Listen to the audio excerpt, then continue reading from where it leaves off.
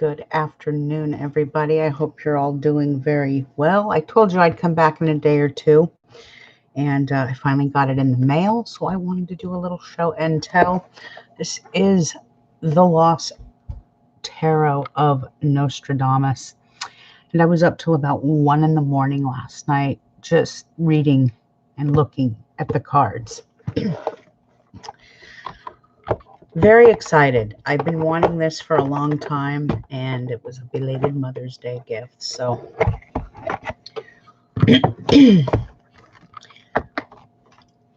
very different and very unique, I will say. Before I get into that, if you follow me on Facebook, you will see that I've posted some quatrains from the great seer himself, Nostradamus. These are some quatrains that really do kind of relate to world conditions. So I'll read some of them to you in a little bit, but I want to talk about the cards first because they are very different and very unique. When Nostradamus died, okay, he was working on his own tarot deck. Okay, the great seer was in the process of creating his own tarot deck. A little bit different from what people in cartomancy are used to when in the realm of tarot. For example, comes with this really cool booklet, okay? And it talks a lot about history. So if you're into history, because if it's one thing I enjoy is I enjoy learning about something new, something that you won't hear in mainstream history. That is, I'm a true historian. So if I can learn something in the process of also giving me divine guidance, why not, right? So let me just explain a little bit about his method and how he used these cards compared to the mainstream tarot. So there were 4 suits in the deck. He had the suit of stars, which will be the suit of swords. That's the air signs, and that's intellect.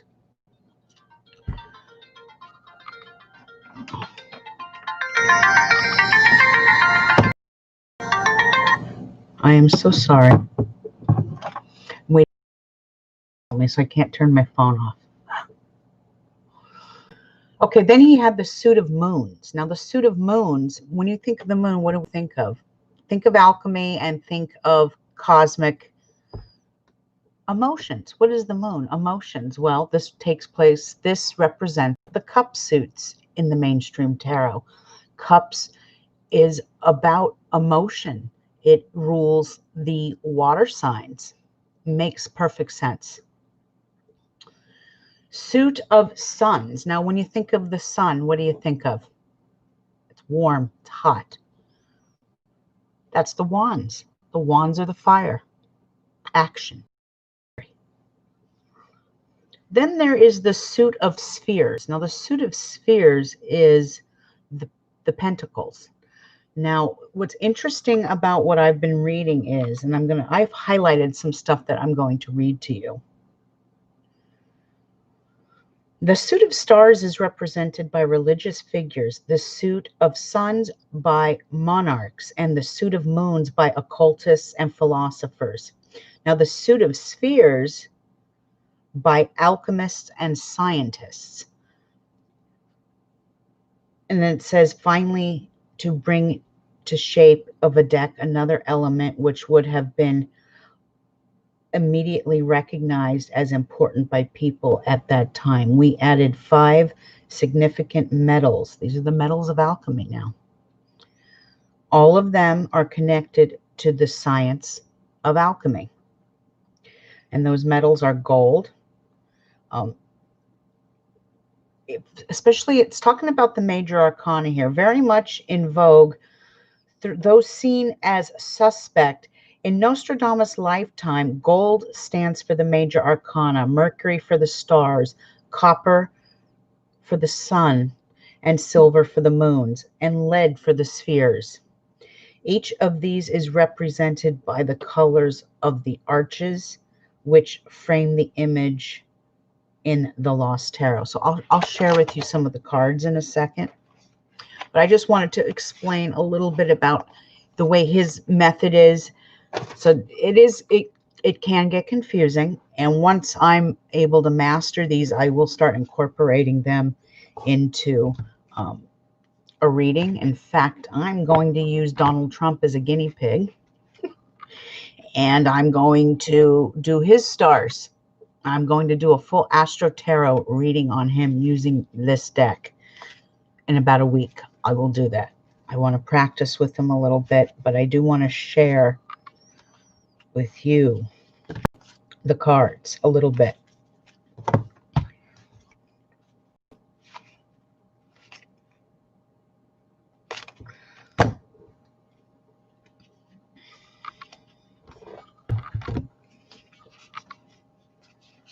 It's very interesting how he incorporates the court cards. Like, for example, I'm going to show you this card.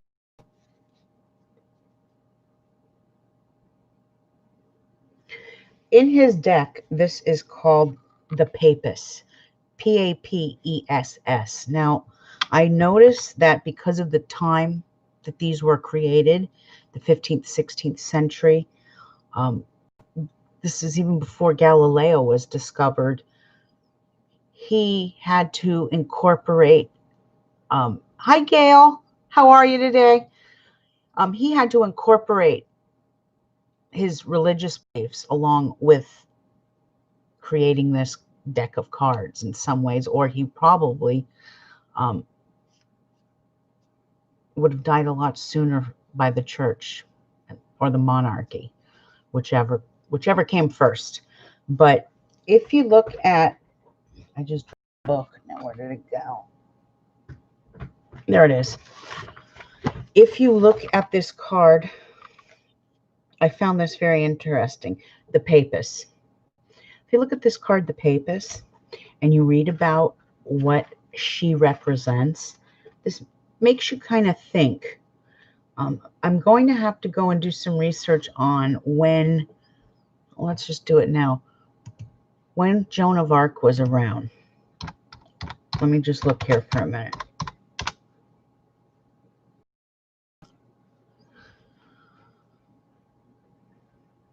It doesn't give her birthday, but it does say she died in 1431, so this wouldn't be Joan of Arc. But the Papess is being taken from an actual woman who served in the priesthood. I didn't know this. Maybe some of you didn't know this, or maybe some of you did, but I find this very interesting. The Papess. And it talks about, and I've highlighted quite a few things here. The Papess, or female pope, is one of the most enigmatic figures in the tarot. She has been at various times identified with the nun related to the Visconti family and a Roman Sibyl. However, there is little doubt that she represents the only actual female pope who reigned as John the 8th from 855 to 857 AD, but was actually a woman named Joan. For a long time, this figure was fictitious, but it's saying here that most scholars today believe she was a real who's had a brilliant mind and traveled to Rome and studied disguise as a male. The Roman Church studied the papacy in some ways and disguised herself as a man in order to do so. When she was discovered, though, how believed and it is said that she had been torn apart by the people. In more recent times, under the influence of modern paganism, she has been renamed the High Priestess. So the Papess in Nostradamus's eyes, is now the high priestess. So here is something that, this is called the Magician. And this is some very old and ancient artwork of his. I'm sharing with you the major arcana.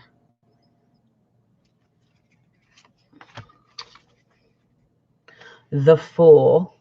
And there are a few different interpretations, but I'm in a group called Tarot Mastery, and it's for people who I've gone through Sally Jade's tarot classes. I'm certified through her. I really enjoy learning about different methods of tarot. Now, I'm starting to really enjoy this deck because it really can incorporate what my software is saying tenfold, and it's just kind of like magic, and everything is just falling into place. That may sound crazy, but it seems like everything is just falling into place with this deck. Hi, Regina and Jarky. Hello. Hope everyone is doing well today. In a minute, I will get to some mini readings, okay? I will do that, I promise. Just want to kind of go over the major arcana, because the mini readings I'm going to pull only from the major arcana for now. And that is because, like I said, this deck is a little bit different than the mainstream. Like I said, there's no swords, there's no wands, there's no cups, no pentacles. I'm dealing with spheres, sun, stars, and moon, which is very cosmic, and this makes total sense that the great warlock, great seer Nostradamus would erect and create something like this. I do have to throw a shout out to the gentleman that took countless hours and many years of creating this, John Matthews and Will Kinghan. These guys, I'm impressed with the artwork. You kept it very natural, very close to the great seer himself and his artwork, especially the major arcana. From my understanding with this deck, the major arcana was in full art. He drew everything. It was the minor arcana that he was working on, I guess, at the time of his death. He had already completed, Nostradamus had already completed the major arcana. So I will be working with the major arcana. Arcana represents souls, soul purpose, soul choices, as to where minor arcana is issues, situations, okay?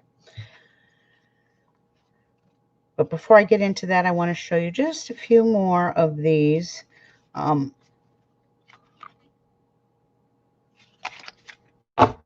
The Burning Tower. That's his interpretation and artwork of the Tower cards.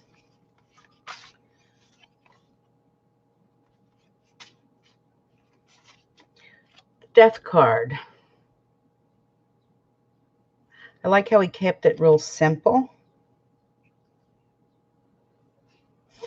And because I'm an ancient astrologer, there's some things here I can really identify with. So if you look really closely at this card, this is the Hangman, okay? This is stagnant. This is going nowhere. This is stuck in something, okay? You see a sword, but if you look down below, you see a figure of a man with a serpent's tail, okay? When a person draws the Hangman, they're usually stuck on their dragon's tail. They're not riding the head. Doesn't mean they're going to be stuck there forever, but when that method of astrology falls into place with his artwork. Okay, here's another one.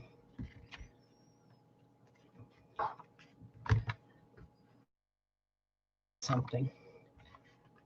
Before I open my big mouth, I want to make sure. Okay, so here's another one. This is Fortitude. Okay, and Fortitude is also known as the Strength card. Now, in the mainstream tarot, you'll notice there's usually a lion. My other deck, my Witch's deck, there's a lion. On here, I would say that's a bull. A bull has strength as well.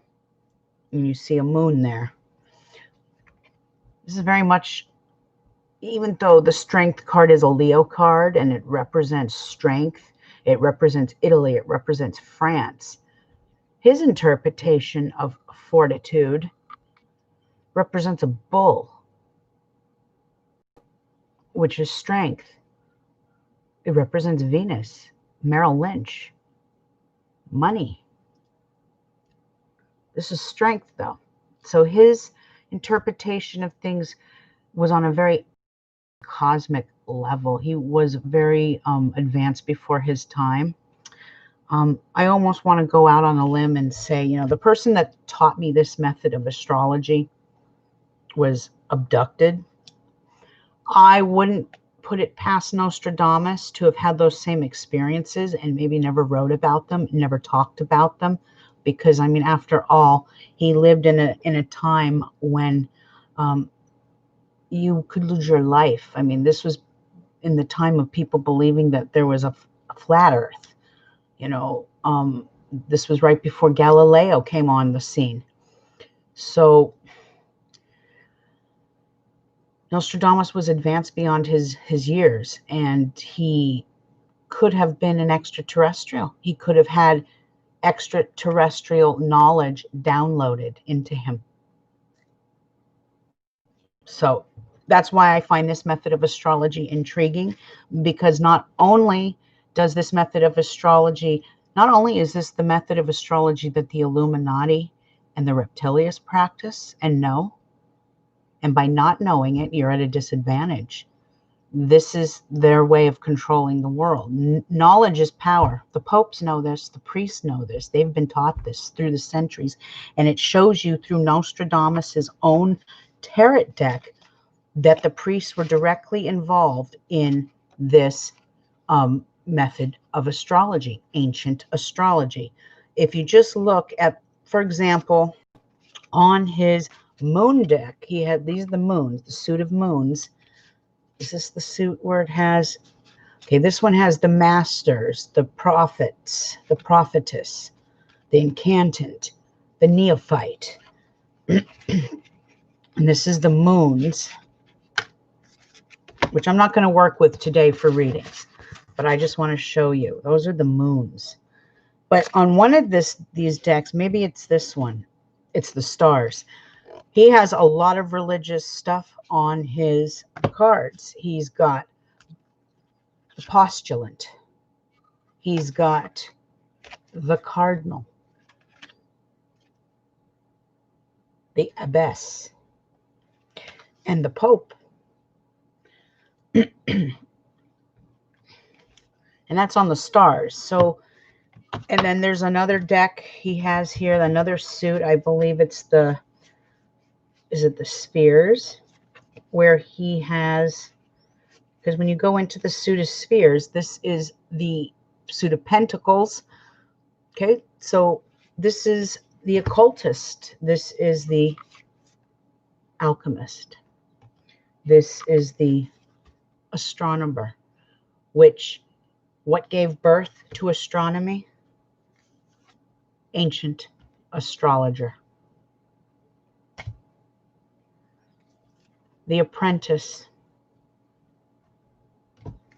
So you see, very similar to the other tarot deck, but also different because Nostradamus was a unique, very unique individual. So I am going to be using his major arcana deck. I just have to count something.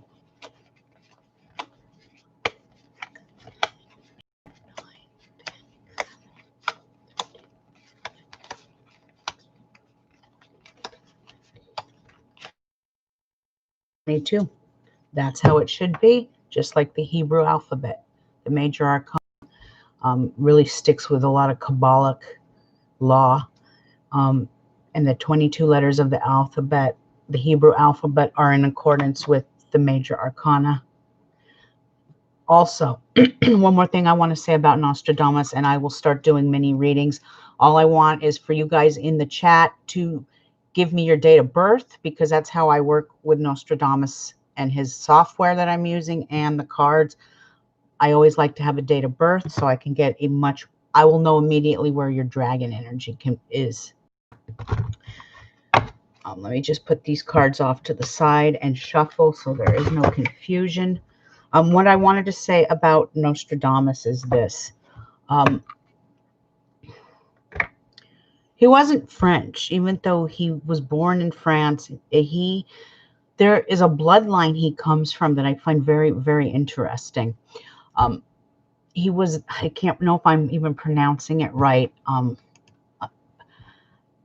Ascetic Jew, ascetic. Let me see if I can.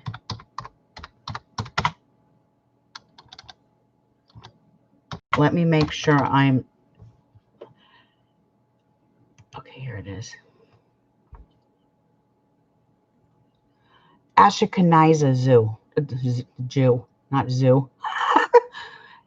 Ashkenazi Jew. Okay, now this is my understanding is this is the type of Jewish bloodline Nostradamus was. There aren't too many people who have this bloodline. I actually have a friend who has a bloodline like this, so I was having this in-depth conversation with her because no one else in her family, and I don't know if any of you have done DNA. I have, and I kind of sat there and looked at my mom and was like, "Are you my mother?" There's things I have in me I didn't even know I had. Like 20% French. Who knew I was 20% French? Okay, good. Birthdays are coming in. So anyway, Nostradamus, they say, has this bloodline, which I find very, very interesting. A lot of people who have this bloodline usually dabble in the esoteric realm. Now, I'm still researching this. This is just my theory right now. In a few months after I'm done researching this, I'll tell you what I come up with. Okay? All right, but here we go. A few mini readings. I thought I'd do this because the state of the world sucks right now. I told you we were getting ready for a revolution. And here we are. Here it's coming.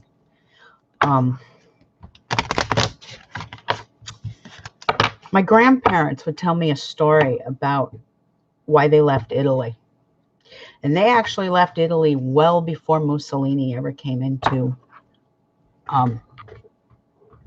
government, into power. And they left back in the 20s. Okay. And they lived through the Great Depression in New York City as immigrants from Italy. But my grandmother was telling me that as the years passed, some of the relatives who stayed behind in Italy, you'd get letters from them talking about things back in the 40s. And even in Italy, just like Nazi Germany, there were Germans. Hi, sweet. How are you? There were Germans that were hiding Jews. I mean, I'm sure you've seen movies about it, and, not contrary to what people, the thought process of racism, were good Germans that were hiding the Jews for safety. That was happening in Italy too, because Mussolini was a fascist. Okay. And Jews were being persecuted and killed in Italy too. And a lot of Italians were hiding Jews as well in their basements and whatever. And my grandmother was telling me this story when I was a kid, listening to her tell me these stories about letters that it came from cousins in the south part of Italy. Even though this was happening more in Rome and the northern part of Italy, you were actually probably a little safer in the southern part until I guess there was an invasion in Sicily during World War II. That changed a great many things. A lot of people from Sicily started migrating here to California. This is why California has a high concentration of Sicilian fishermen. They wanted to get the hell out of Italy under the rule of fascism. In the end, Mussolini, I believe, died by his own people. I think he was hung in the streets. I could be wrong on that. I'm not positive, so don't quote me on that part of history. Unfortunately, history is getting ready to repeat itself. I'm going to save what I'm going to say about that for another broadcast. But when I was in Sedona, I had a vision, and it was under deep meditation within those vortexes that I saw what I saw. And this rioting that's going on is just, this is just the beginning, okay? The beginning. I said a revolution was getting ready to start, and it is. And it'll be the division of this country that falls. It'll be the hatred and the bigotry that goes on. I mean, if you aren't appalled with what has happened in Minneapolis, you're a racist. If that doesn't bother you, you are exactly what the world has become, hateful. So a lot of changes are getting ready to happen. And unfortunately, we're taking on our president's karma. You're going to see a divorce coming because that wife, that first lady, hates his frickin' guts, hates him. If you've got to look at her eyes, learn some body language, study psychology a little bit, you can see it in every inch of that woman's body. And I'm going to do Melania Trump's stars too, because she married for money. She married for money instead of love. She has a moon in Capricorn. That's a natural born gold digger in some ways. Not all, but they marry for stature. They marry for success, and they marry for financial comfort. They don't marry for true love. Moon in Capricorn is the one sign that doesn't have much emotion. Behind her eyes, though, she's ready to kill him because she is a Taurus woman, and no Taurus, no Scorpio woman, usually the fixed signs especially, Leo, Taurus, Scorpio, and Taurus, and Leo, let's see, Aquarius, those are the ones. They won't tolerate this. They're fixed signs. You cheat on them, they're going to get you back, especially Taurus. And under those eyes, I see that raging bull. She's a raging bull, and she's going to gore him soon. So if the people of this country don't kill him, the wife is. And I will say this about looking at Melania Trump's stars. The lady has the power to be one powerful witch. No, there is sorcery in her stars. I don't know if she's learned some old Slovakian magic, but the lady has some gifts, and she might not even be aware of her metaphysical gifts. But she is not as bad as the person she's married to. She's actually a very beautiful soul inside. And I know a lot of you may disagree with me, but look beyond the facade of what you see in the media. That's the beauty of this astrology that I do, is I can tap right into a person's soul. She's a good person, and she's disgusted with what's happening. She just can't say anything. Okay, Gail, May 16th, 1958. Okay. Any particular question, Gail, that you want to ask the stars and the cards today? Any question, or just want to see what happens and what it has to say? What does the universe have to say about life?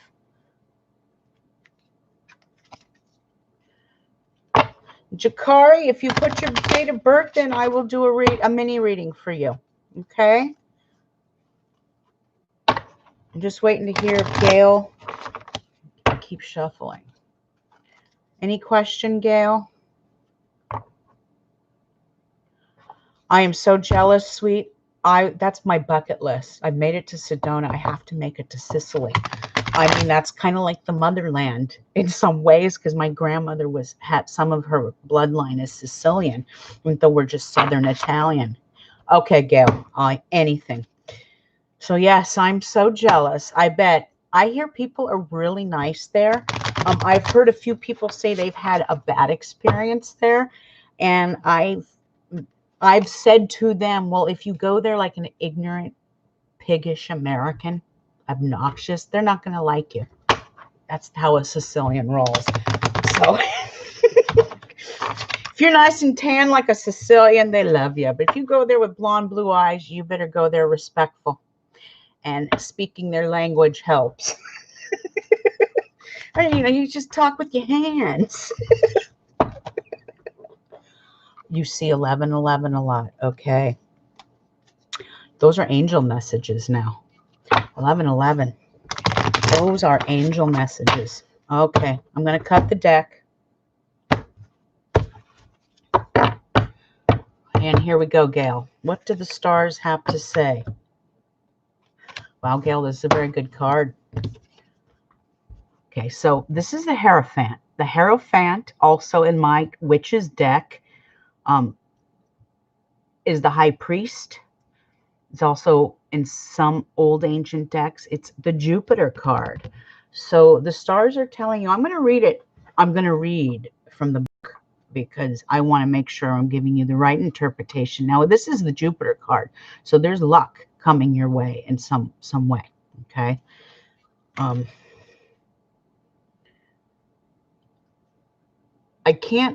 I need to get my magnifying glasses probably to see this, but I can almost bet money that somewhere on the back of that in the background of this card is a astrological chart. I can almost bet money if I get my magnifying glasses out, there's probably a symbol of Jupiter, which looks like the number 4. Okay.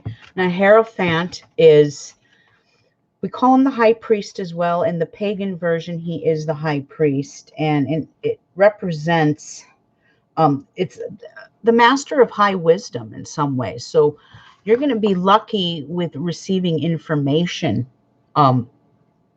cosmically in some ways. This is esoteric knowledge. It's tradition. It's inspiration. It's good advice. Let me just explain. The oldest name for the Hierophant in the tarot is the Pope card. So it is also called the Pope card. I don't know if I said that or not. The name has been changed to High Priest or Hierophant in the 18th century. Let's see. It also represents the Jupiter card. So, see, now for me, I was taught how to do tarot by Dr. Louis Torrey, who practices the method of Nostradamus astrology. But there were some things with what he did I disagreed with. So, it's all, of course, he'd get mad at me if he heard me saying this. I don't really care. But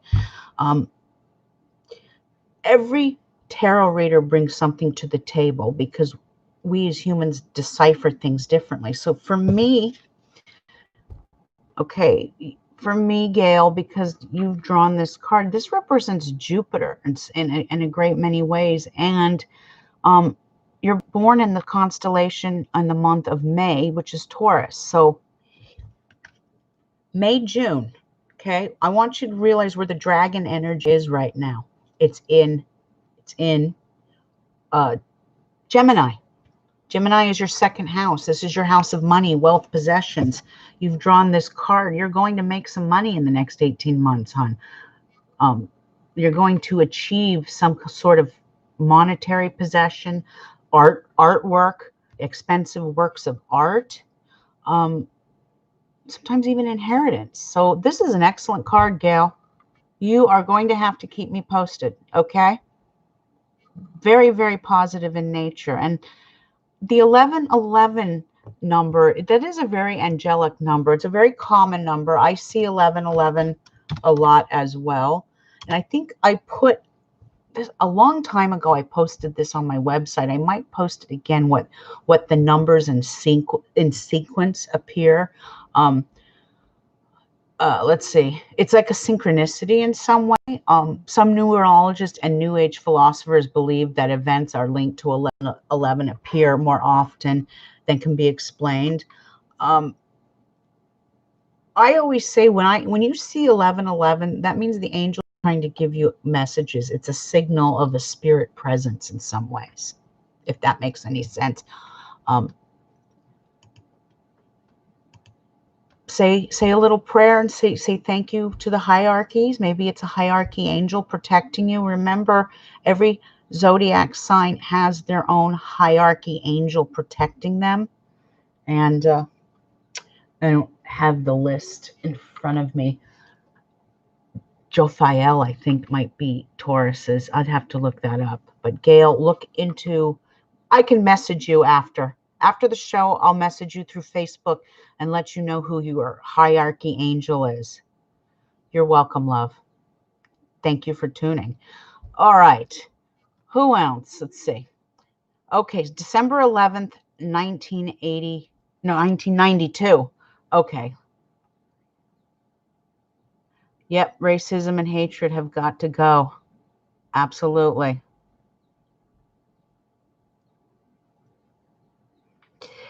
Yeah, I just noticed that a lot of my cousins who have gone to Sicily have just told me that when obnoxious white Americans come and demand, and we have a very bad reputation of being rude, disrespectful, not respecting other people's culture, as you can well see what's going on in the world. That's what my cousins were telling me, that Sicilians hate about Americans. Not all Americans. Obviously, you had a wonderful experience, and I know some of my cousins have had great experiences too. I think when you try to speak the language, here's a perfect example. One of my neighbors told me they went to my grandmother's hometown, which isn't in Sicily. It's in Puglia. I'm in Bari, Italy. And they went to her small hometown of Acqua della Fonte, and nobody was nice to them. Well, I don't want to be a bad judge of character, but when the person I was dealing with was not the nicest of people, obviously Italians picked up on that and weren't very nice to her. So I'm glad you had a good experience, because usually, most people that have gone to Sicily have had a great experience. The ones that have had negative ones are probably because they're jackasses. I don't know what else to say. All right, let me shuffle. December 11th, 1992. Here we go, sweet. Hold on. I'm going to shuffle 3 times. And then really had some time to study these cards, which I'm going to have a good month of doing nothing but waiting, because all the construction that needs to go on my new house is backed up because of the COVID-19, the coronavirus. And people that have been in quarantine that wanted work done back in March and April aren't getting their work done until May and June. So I'll be here a while. Bless you too, Gail. You have to keep me posted. All right. I got to knock 3 times, get the energy, new energy. Okay. December 11th, 1992. Sagittarian energy. You're dealing with Sagittarius. All right. I was just talking about this card. Fortitude. Now, in the mainstream tarot, this is strength. Fortitude. Now, when we're dealing with fortitude, the universe is telling you to have strength. You're going to need strength to get through whatever's going to come through. It doesn't necessarily have to mean negative, and let me explain this, okay? Right now, the dragon energy, the tail, is in Sagittarius. It's moved from Capricorn, which it was on me for 18 months, and I'm still here. I got through it. Okay. You'll get through it too. What this is telling you, and you're born in 92. So, let's see. So, okay. So this is probably one of your first challenges that's coming in life in some ways. Okay. This means that there's going to be more responsibility put on you. This is not negative in any sense of the way. This just means that there's going to be a little more responsibility being put on you. Anytime you have the dragon's tail sitting in Sagittarius on you, you're a Sagittarian, just like it was on me for the last 18 months. This created more responsibility. I ended up taking care of my mother. That's a big responsibility. Not only am I now taking care of my kids, I'm taking care of my mother. Okay. And at my age, 50, that's how it should be. And as we age, we have these levels of experiences and strengths that we have to get through. Yours isn't going to be as major as mine was because you're much younger than me. Okay. So right now, this energy is right on you, your soul's purpose. I'm going to read to you from the book what the card means. That's my own interpretation of this card because it is the strength card. Normally it's a Leo card. You are Sagittarius, so Leo falls into your, let's see. Wait a minute. 9th house. So Leo falls into your 9th house. The 9th house is the house of higher consciousness, higher learning, foreigners, foreign lands. This could mean that foreigners are going to drive you nuts for the next 18 months.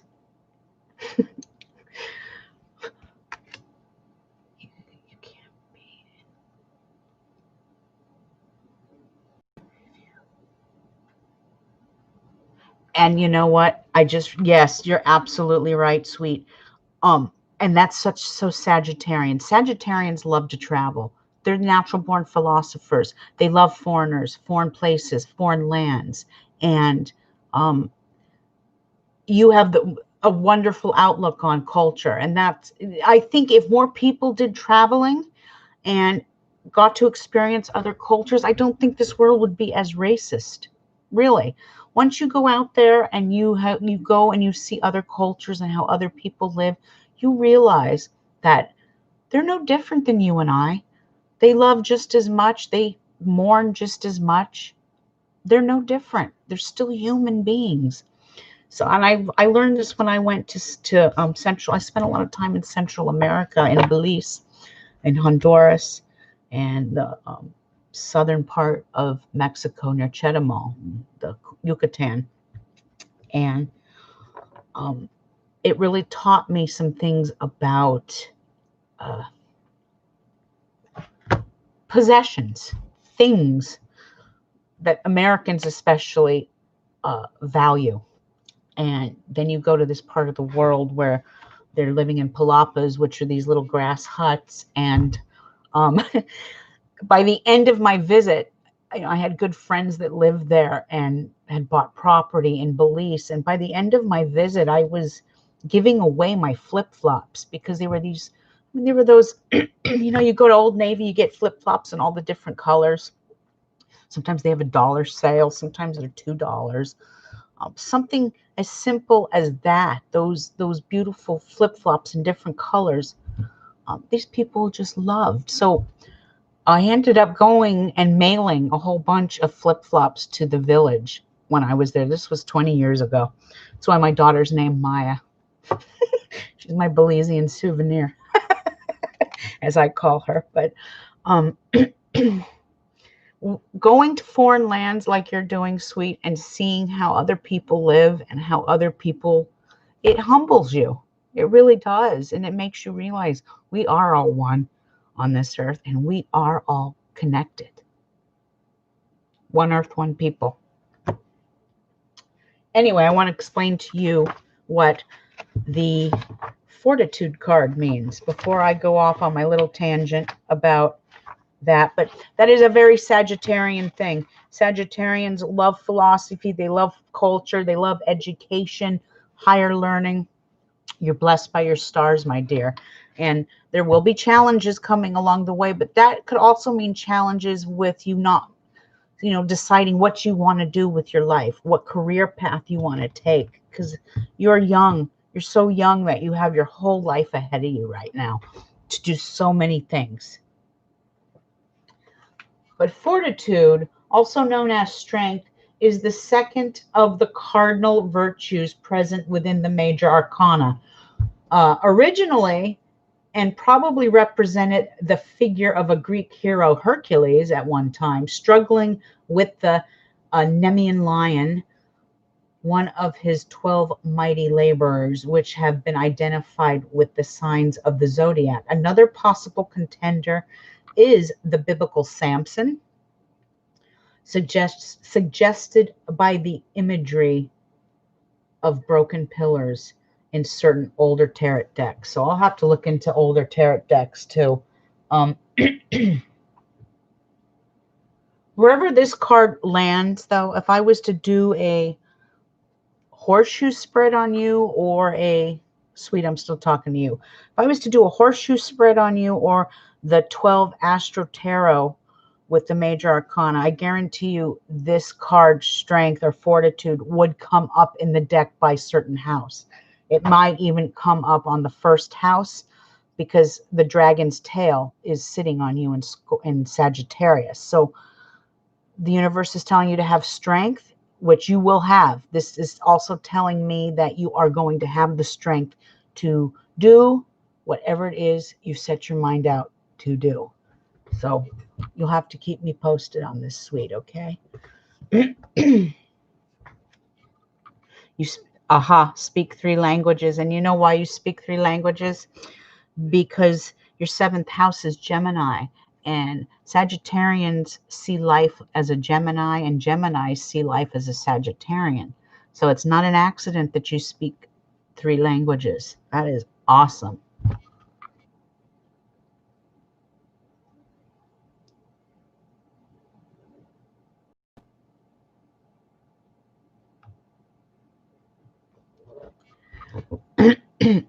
I get it. Okay. Take it from someone who, I didn't do well in mainstream education. I did get a degree, just an associate. I'd rather learn about the occult world and the esoteric world than sit there and learn algebra. Where in the hell am I ever going to use algebra? I'm not one of the hidden figures ladies. I'm not working for NASA. You know, I'm not going to be teaching someone how to do algebra. There were just certain things that didn't resonate with me. And now that I do the stars and I can look back, I have a lot more understanding on how I ticked as a child and how I was advanced as a child, but suppressed by my parents' religion and stuck in this world that I couldn't get out of until I finally came of age and said, okay, I have had enough religious poisoning 4 lifetimes now, and you're not going to continue to do this to me in this lifetime, because I know. And that you will come into, with Neptune being in your 10th house, I can say this, because Neptune has 2 ways of working. It can be positive and it can be negative. And it's positive, it's higher consciousness, it's enlightenment, it's dreams, making the dreams prophetic. In its negative, it's illusions, it's delusions, and it's being misguided by others. So I don't know the whole complexity of your chart, and maybe in the future you might want to do a reading. I'm not running any specials right now, specials, but when you deal with Neptune in the 10th house, if you're applying for a job, say this to yourself: is it too good to be true? Sometimes when we have a Neptune in our certain house, we throw logic out the door. Neptune is not logic and reason. Neptune is illusions, delusions, or in the positive, it's higher consciousness. It's psychic ability. Just put a little logic and reason into things and question things before you make a decision, okay? That's really all. I can't tell you what career to have. I do offer career charts as well, if you're ever interested in that. But when you wherever Neptune is in your chart, you have to really put a little logic and reason into things. Mine's in my 3rd house, communication. So through the years, I used to be very gullible. You could sell me anything. Now that I've learned my own stars, because knowledge is power, I know better than to get caught up in the BS that people try to sell me, the mental games that people try to play with me. That doesn't happen anymore. I have the upper hand. I am the devil now, and I am writing you. It's not the other way around anymore. As it when in my younger days, I mean, I had the wool pulled over my eyes many, many times. I've learned by trial and error.